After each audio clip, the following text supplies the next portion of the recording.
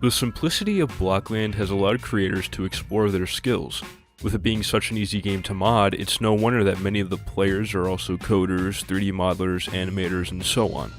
It's truly a gateway of creativity, and that shows within the film community as well. Animation has been used in conjunction with in-game footage to create more complex movements or physical changes in characters. Some go above and beyond, making full-on 3D animations using Blockland avatars rather than filming in-game. The most notable animations are the ones created by Black Eye Entertainment, who will be getting their own video as they're a very important part of Blockland cinema history. I want to cover 3 videos of theirs: Hitchhiker, Nightmare Before Blockland, and Zombies. All are fully animated within Blender by Darkstar, the original head of the BEE clan, with contributions made by other members.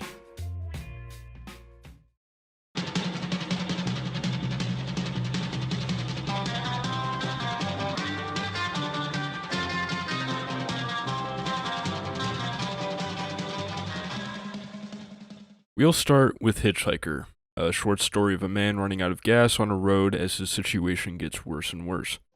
First, I have to mention the music. It's probably the most iconic part of the video, and it sticks out more as there's no dialogue to overtake it. The setting is very empty, aside from some set pieces like the fence and telephone poles that come with the infinite desert road scene.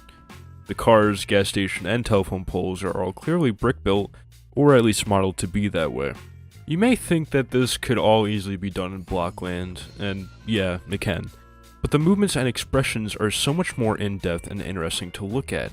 You can tell what the character's intentions are far clearer than in-game, which should be obvious. I mean, this may be comparing apples to oranges, yet Blockland is still able to show character as well as animation can, if utilized correctly.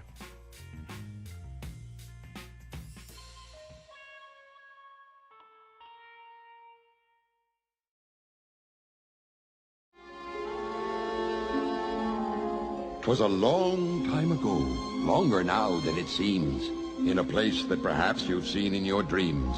For the story that you are about to be told took place in the holiday worlds of old. Now, you probably wondered where holidays come from. If you haven't, I'd say it's time you begun." Next up is Nightmare Before Blockland, a different take on the opening to Nightmare Before Christmas, if you can already guess. In this version, a trick-or-treater goes up to a haunted mansion before falling into a music video. The monsters sing to him, giving him a scare before kicking him out of the house, where another trick-or-treater then falls into the same trap.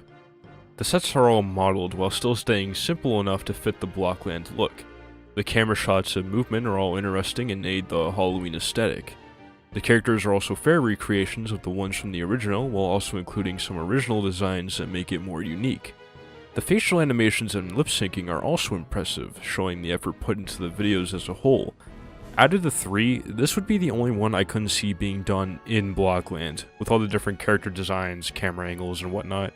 Without the lip sync, it would not be as catching to the viewer had it been done with the static faces of an in-game player. It's not complex, but it's a good tribute to what it was based on along with the new additions.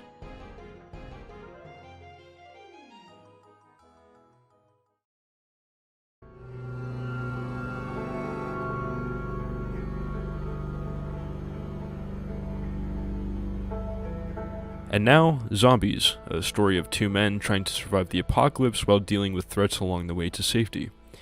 This one is actually unfinished, and it's clear there was a lot more planned for it, but with what we have, it's still entertaining in its own right. Right away, you'll notice that the majority of the set is presented as brick-built this time.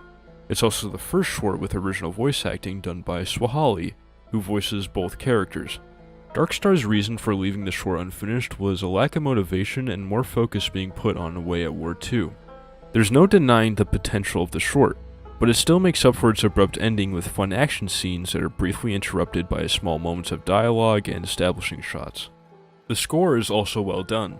The obvious Left 4 Dead music to preface the bleak and empty town, the wavering strings of the initial meeting of the characters, and brass of the sewer escape with the final crescendo before the big explosion. Just going off of the Left 4 Dead music, I doubt there was an original soundtrack made for this, but the music chosen was perfect throughout. So now that I've shown you these pieces, I have to direct your attention to the man who made them, Vladimir Makov, or Darkstar as he's known in Blockland.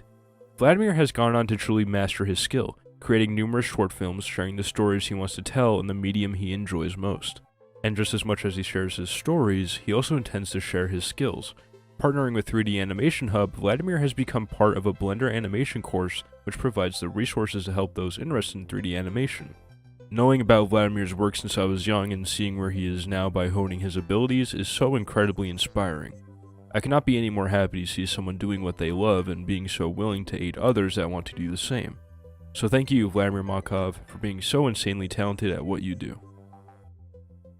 At least he made it out. I'm still stuck in this brick-built hellhole. Anyway, let's move on from the Black Eye stuff onto some more miscellaneous videos.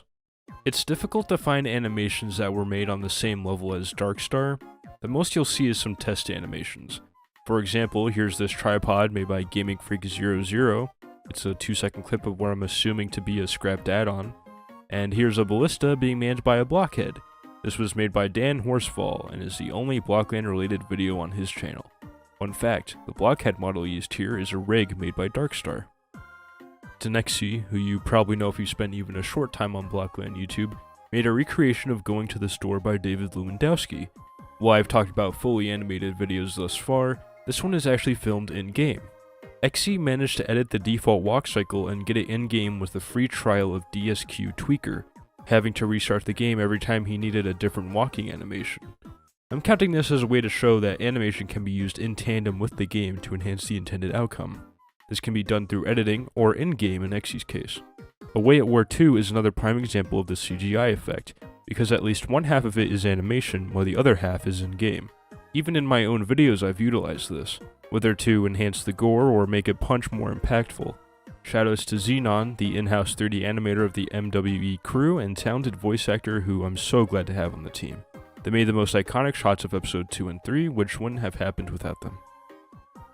So although Blockland is so versatile, it is also so very limiting. Ripping the models from the game and using them to your every whim drastically changes everything about a Blockland machinima. Action is more involved, movements are less stilted, and it overall enhances the viewing experience. Maybe it's a little jarring to see the shift between the mediums, making some weird uncanny valley feeling if you can really call it that. Yet I find that no matter the shift in style, it's still the same story, the same characters, and the same scene, just improved. And, of course, it allows the filmmakers to explore the world of 3D modeling and animation, sometimes even putting them on a new path they never once thought about pursuing. Although, some of us should not have access to these tools.